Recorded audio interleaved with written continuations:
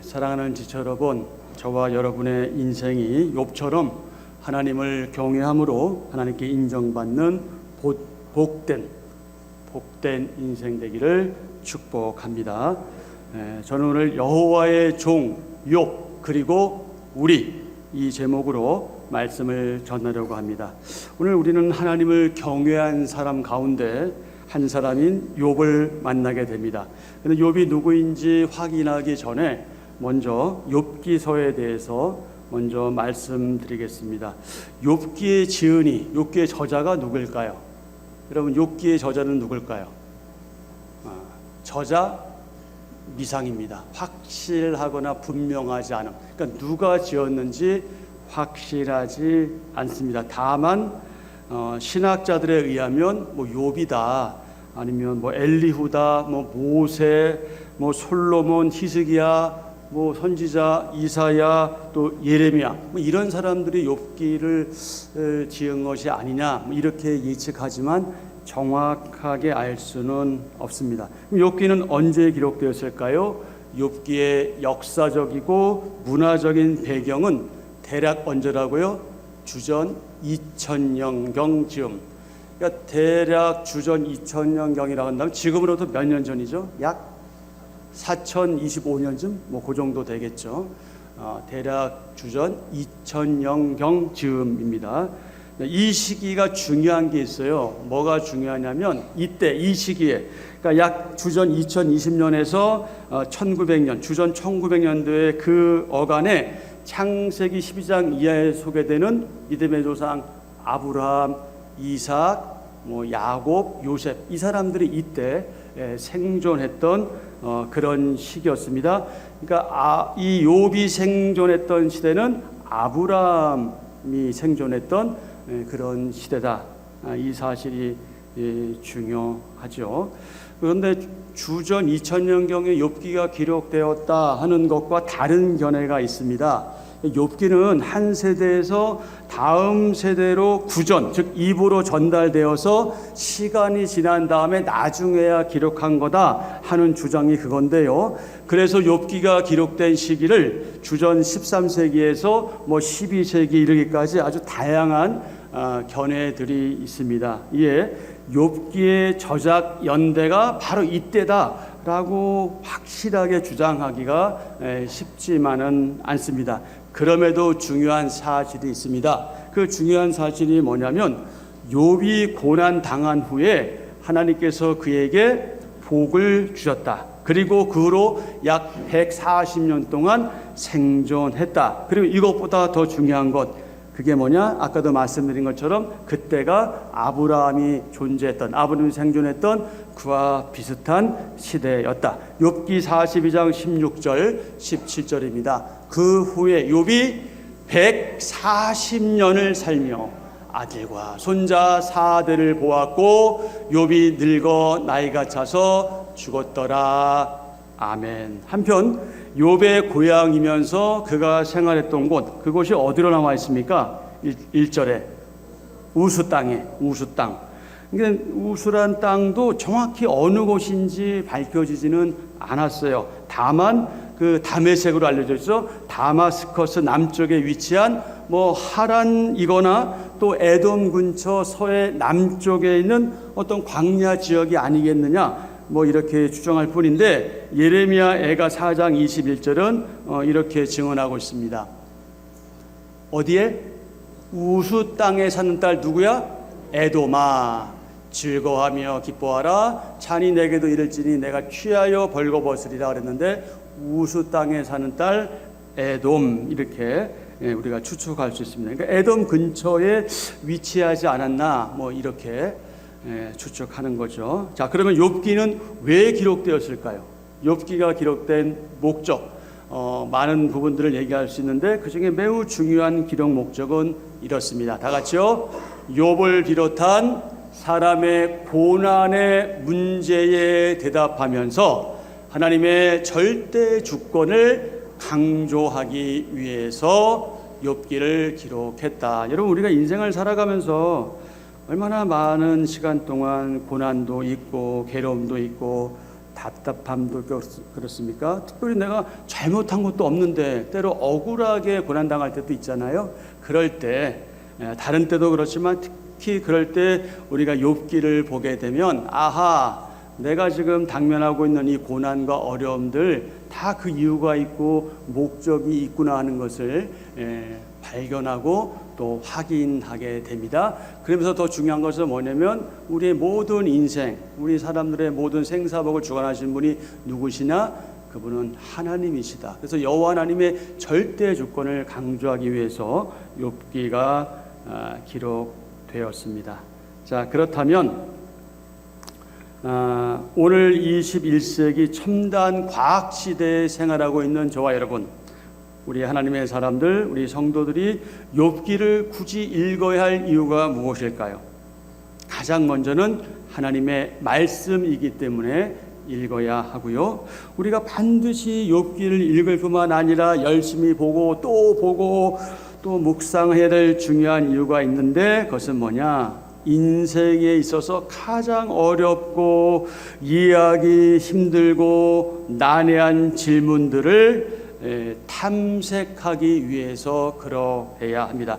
좀 더 이걸 쉽게 말씀드리면 무슨 얘기냐면 나 혼자만 겪는 고난 아니다. 인생은 누구나가 다 동일하게 고난을 겪는데 이 욥기를 통해서 우리는 나 혼자 고난 당하는 것 아니고 나 혼자 힘든 것 아니기 때문에 도대체 나를 힘들고 어려운 상황에 놓이게 하신 하나님의 그 뜻이 무엇이냐, 하나님의 섭리가 무엇이냐, 이것을 점점점 발견해 나가는 이제 그런 작업을 위해서 우리는 욥기를 읽어야 하는 거죠. 욥이 했던 질문과 관련해서 대부분의 사람들은 인생을 살아가면서 이런 질문들을 하곤 합니다. 어떤 질문들일까요? 제일 왜, 대체 왜 이 세상에 악이 있는 건가? 여러분 한두 번은 이런 질문 해보신 적 있을 거예요. 두 번째 질문, 대체 왜 인생에게 고난과 고통이 있는 건가? 셋째, 대체 왜 의로운 사람인 의인이 고통을 당해야 하는 건가? 우리 세 번째 많이 동감하시잖아요. 우리 주위에도 보면 우리들 자신도 포함하고 주위에 있는 분들을 보더라도 야, 저 사람은 정말 법 없어도 살 사람인데 왜 저 사람은 저렇게 어렵게 살아야 하지? 근데 반대로 저 인간은 아유 저 지구에서 살아야 되는데 저거 왜 이렇게 오래 살아? 뭐 이런 경우도 있잖아요. 뭐 이런 거예요. 왜 의로운 사람이, 왜 무죄한 사람이, 왜 착한 사람이 왜 세상에서 대접받지 못하고 더 어렵고 힘들어지냐? 왜 고통을 당해야 하는 거냐? 우리 이런 의문, 질문들 해볼 수 있겠죠. 자, 마지막 질문. 죄가 없는 무죄한 사람들이 당하는 고난과 고통 앞에서 어떻게 하나님의 공의와 정의가 변호될 수 있는가? 우리 이런 질문하지만 사실 세상은 어때요? 그렇지 않잖아요. 가난하고 힘없는 사람들은 어떻습니까? 대접받지 못하잖아요. 인정하지 못하잖아요. 공의롭지 못하고 정의롭지 못한 세상이죠. 그저 인간이라는 그 자체로 우리 믿음의 사람 입장에서 말할 때는 하나님의 형상대로 지음받은 그 자체로, 그리고 믿지 않는 입장에서도 인권, 얼마나 세상이 인권을 주장합니까? 그렇게 인권을 주장하는 세상이 막상 어떤 사건이 벌어졌을 때 정말 죄 없는 사람들, 없는 사람들은 다 무시당하잖아요. 이게 우리가 살아가는 어쩔 수 없는 현실이죠. 그래서 우리는 이런 현실 앞에서 의문을 표시하고 고민하고 때로 답답해하고 힘들어하죠. 이 밖에도 여러 가지 질문들이 가능할 수 있는데 여러분들은 어떤 질문을 하시겠습니까? 욥이 했던 질문과 관련해서 여러분들은 어떤 질문을 가지고 있습니까? 여러분 중에서 위에서 말한 이런 질문들로 인해서 고민한 경험이 있거나 또 이런 질문들에 대해서 사람들이 단지 단순하고 난해한 아주 어려운 답변을 한 것 때문에 실망했다면 여러분은 특히 욥기를 읽고 묵상해야 합니다. 여러분, 우리가 살아가면서 고난 가운데 있을 때, 정말 힘들 때 다른 사람을 통해서 내가 얻고 싶은 게 무엇이에요? 무엇을 얻고 싶어요? 야, 너 그렇게 하면 안 돼. 이런 거 듣고 싶으세요? 아니면 그냥 옆에 있어주면서 그냥 손잡아주고 그냥 같이 울어주고 이런 걸 원하십니까? 두 번째 거 원하시잖아요. 근데 우리들 대부분 어때요? 첫 번째 가까워요? 두 번째 가까워요? 여러분은 두 번째 가까우시겠지만 많은 사람들이 첫 번째 가까워요. 그래서 다른 사람이 지금 힘들고 어려운 거 보면서 에휴 저거 평상시에 저러니까 저거 뭔가 죄를 지을 거야, 뭐 이럴 거야, 저럴 거야, 그런 얘기 많이 들을 때 지금 그러자는 내가 너무너무 힘든데 그런 얘기마저 들을 때는 그 얼마나 힘들겠습니까? 욥이 그랬잖아요. 욥이 그 얼마나 힘들면 그 기왓장으로 이 몸을 긁겠어요. 여러분 상상해 보세요. 이게 얼마나 고통스러운 일인데 친구들이 찾아와서 뭐라고 얘기해? 네 죄 때문이야. 와, 이거 어떻게 해야 돼? 참 우리가 이렇게 어리석은지 모르겠어요. 아니 여러분 생각해 보세요. 자기도 그렇게 당할 수 있지 않아요? 자기도 그런 일을 당할 수 있는데 왜 남에 대한 그 고통이나 어려움에 대해서 그렇게 고소해하고 좋아하는지 모르겠어요. 참 인간 심보가 이상하죠. 우리는 이 욥기를 통해서 우리들 각자 자신은 물론 모든 사람들 그리고 수많은 사람들 인생의 수많은 질문들 그 의문점들 위에 초월해 계시는 그 위에 존재하시는 하나님의 이 절대적이고 신비스러운 그 경륜을 확인하게 될 겁니다. 그래서 여러분 가운데 정말 누구에게 말하지 못할 정도로 어려움이 있고 답답하고 힘든 분들이 있다면 특별히 욥기를 통해서 위로받으시고 힘을 내시고 하나님의 뜻을 새롭게 발견할 수 있으면 좋겠습니다. 자, 경륜 많이 들어보셨죠? 경륜. 자, 경륜의 의미가 무엇이냐면 이런 뜻이 있어요. 원어적인 의미로 볼 때는 집, 소유를 관리하는 것, 하나님의 섭리, 청지기 직분, 사명, 계획 이런 모든 의미가 이 경륜이라는 말 속에 포함되어 있고요. 사전적인 의미는 이렇습니다. 다 같이 한번 읽어볼까요? 포부를 가지고 어떤 일을 조직적으로 계획하는 것, 이것을 일반적으로 이제 경륜이다 이렇게 표현합니다. 특히 성경에서의 경륜은요, 하나님께서 우주 만물을 다스리시고 통치하시는 일하심에 대한 그분의 계획과 그분의 관리하심과 관련할 때 주로 이 하나님의 경륜이라는 표현을 사용하고 있습니다. 그래서 성경 66권 모든 성경이 그러하지만 우리는 특히 이 욥기를 통해서 하나님의 절대적이고 신비스러운 우리의 생각과는 달라도 너무 다른 그 하나님의 무엇을 경륜을 발견하고 확인하게 됩니다. 그렇다면 여러분 우리는 욥기에서 무엇을 살펴볼 수 있을까요?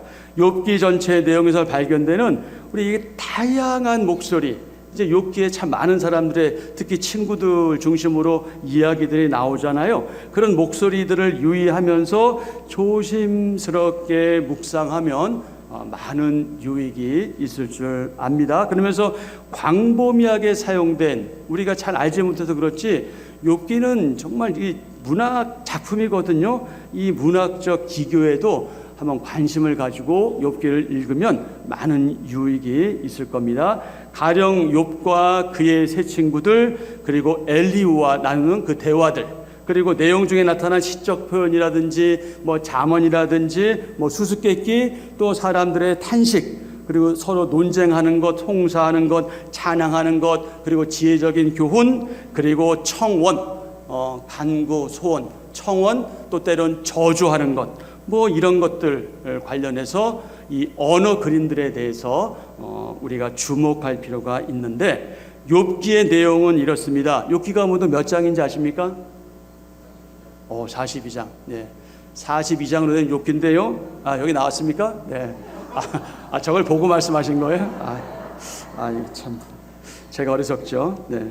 네. 그게 네 가지의 내용으로 분류되어 있습니다. 제가 장을 얘기하면 여러분 뒤에를 말씀해 주세요.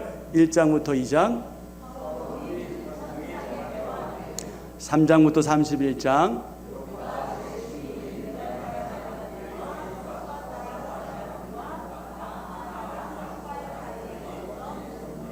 32장부터 37장, 38장부터 42장. 이것을 요약하면요, 욥기의 전체 구조는 서론, 그리고 욥의 세 친구들과 세 번에 걸친 논쟁, 그리고 그 중에 가장 어렸던 엘리후란 사람과 그 사람의 말, 그리고 여호와 하나님의 말씀, 그리고 결론, 이렇게 구성되어 있습니다. 욥기의 핵심 주제는 이렇습니다. 고난 중에 하나님을 깊이 만나 그분과 교제하고 그분을 더욱 확고하게 신뢰하라. 한 번 더요. 고난 중에 하나님을 깊이 만나 그분과 교제하고 그분을 더욱 확고하게 신뢰하는 것, 이것이 욥기의 핵심 주제입니다. 욥기는 특히 38장에서 42장에 기록된 하나님의 그 말씀을 통해서 그분의 관심, 그분의 관점이 무엇인지를 확인하면서 보다 확장된, 보다 넓어진 하나님에 대한 그 믿음을 견지하고 그 지켜나가고 그분이 하시는 큰 일을 비로소 이해하게 되지요. 욥기는 문학적으로도 매우 탁월하면서 특히 고난이라는 이 어려운 주제를 철학적으로 깊이 있고 또 신학적으로 매우 정교하되 그러면서 딱딱하거나 지루하지 않게 잘 기록한 성경입니다. 오늘 저와 여러분이 욥기 서론에 대해서 확인하면서 반드시 꼭 기억해야 할 매우 중요한 내용 몇 가지가 있어요. 그 중에 첫 번째가 무엇일까요? 이것입니다.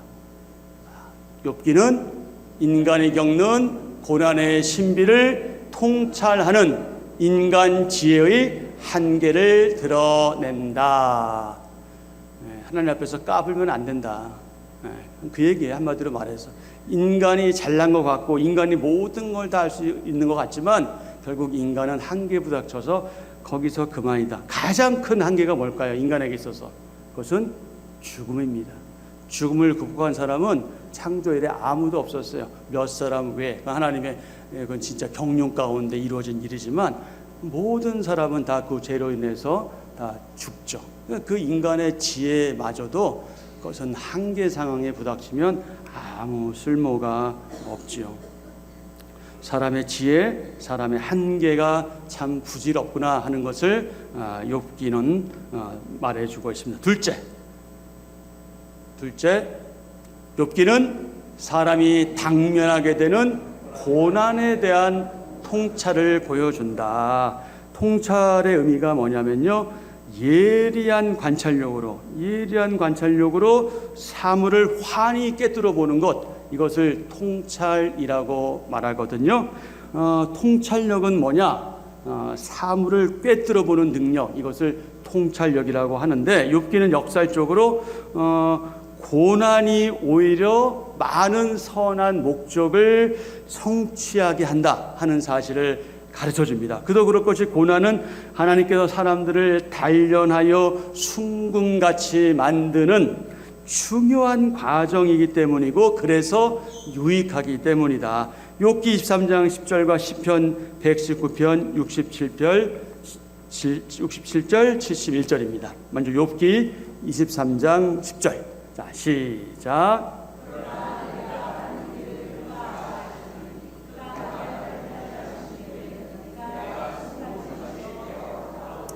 아멘. 그가 나를 뭐 하신 후에? 단련하신 후에. 여기 단련이란 말만 있으면 큰 부담이 없어요. 그런데 나를 고난에 처하게도 하시고 나를 힘들게도 하시고 나를 아프게도 하시고 나를 진짜 인생 끝에까지 몰아가신 그 후에는 뭐라고 말하고 있어요? 내가 순금같이 되어 나오리라. 얼마나 멋있는 고백입니까? 얼마나 대단한 고백이에요. 시편 119편 67절과 71절입니다. 고난 당하기 전에는 내가 그릇 행하였더니 이제는 주의 말씀을 지키나이다. 아멘. 71절. 고난 당한 것이 내게 유익이라. 이로 말미암아 내가 주의 율례들을 배우게 되었나이다. 아멘. 아멘. 우리 가운데 고난 당하는 거 좋아하는 사람이 어디 있어요? 다 고난 하시면 일단 피해가고 싶잖아요. 그런데 고난 당한 것이 내게 유익이라. 이것 때문에 내가 하나님 말씀을 배우게 되었다. 이렇게 우리 믿음의 선배들은 고백했잖아요. 바로 이런 고백이 저와 여러분의 고백이 되기를 정말 바랍니다. 그렇게 되기를 바랍니다. 근데 때때로 이 고난이요, 어떤 사람에겐 유익인데 어떤 사람에겐 유익이 아닐 때가 있어요. 그러니까 지혜로운 사람은 고난을 통해서 그것이 얼마나 내가 유익한 것인가를 깨닫는데, 미련한 사람은 고난 때문에 더 악해지죠. 무엇을 선택할지는 우리 각자의 몫입니다. 내가 정말 나에게 주신 그 고난을 쉽진 않았지만, 너무 어려웠지만, 그 인생에 있어서 광야를 경험해보지 못했지만 정말 그 광야와 같은 그 길을 걸어봤고, 정말 그 어둠이 계속되는 이 터널의 끝이 언제 끝날까? 정말 미래가 보이지 않는 그런 어둠, 그런 고난, 그런 힘듦, 이런 거를 경험한 후에 이것이 하나님의 은혜였구나 하는 사실을 감사하고 받아들이고 그렇게 신앙의 사람을 살아간다면 이것은 그에게 유익이겠죠. 그런데 그렇지 않다면 그것은 유익이 아니겠죠. 너무 안타까운 일입니다.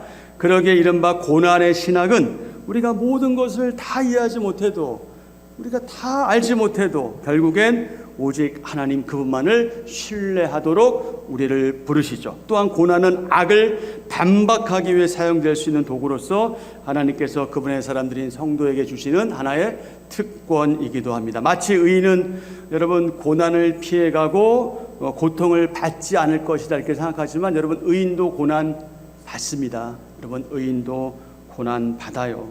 그러기에 욥기의 위대성 중 하나가 이겁니다. 무엇입니까? 외적인 복이 없어도, 심지어 고난 가운데서도 하나님을 경외하는 의인이 있을 수 있다. 이게 우리가 욥기를 통해서 교훈으로 얻어야 될 매우 중요한 일입니다.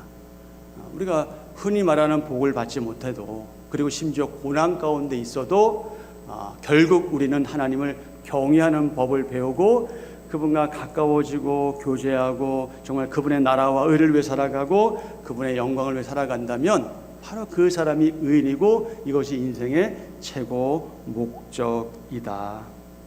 세 번째 욥기는 하나님이 어떤 분이신지를 잘 알려줍니다. 이게 무슨 말이냐? 한마디로 말해서 욥기의 주인공은 누굴까요?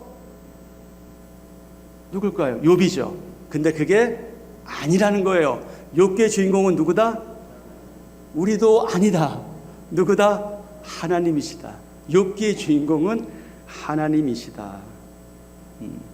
욥도 주인공 아니고요, 고난받는 사람도 주인공 아닙니다. 오히려 욥기의 주인공은 하나님이시고 그분에 대한 이야기입니다. 물론 하나님이 욥기에서 왜 무죄한 자가, 욥처럼 정말 칭찬 계속 하셨잖아요. 몇 차례 그렇게 하셨는데 무죄한 욥을 왜 잘못도 없는데, 아무런 잘못도 없는 사람 그를 고난과 고통에 처하게 해야 하는지에 대해서 하나님께서는 너무하시다 싶을 정도로 침묵하십니다. 그 이유가 무엇인지, 왜 그러시는지 말씀을 계속 안 하셔요. 그러다가 이제 나중에 가서 욥기 끝부분에 가서 이제 말씀을 하시는 건데, 단지 창조주이신 하나님께서는 그분의 창조 능력과 목적을 알려주시기 위해서 너희들은 안 돼. 너희들은 거기까지야. 이게 거리를 두시는 거죠. 한계가 있음을 분명하게 알려주시는 겁니다. 그러면서 하나님의 공의와 정의를 확신하는 가운데 항상 그분의 그 정의로우심을 신뢰하는 삶, 그 삶이 어떤 삶이다? 그 삶이 저의 아들의 삶이다. 아니 무슨 소리야? 저의 아들 이름이 하경이거든요. 하경. 이런 삶이 어떤 삶이다? 하나님을 경외하는 삶이다. 즉 하나님을 경외하는 것, 이것이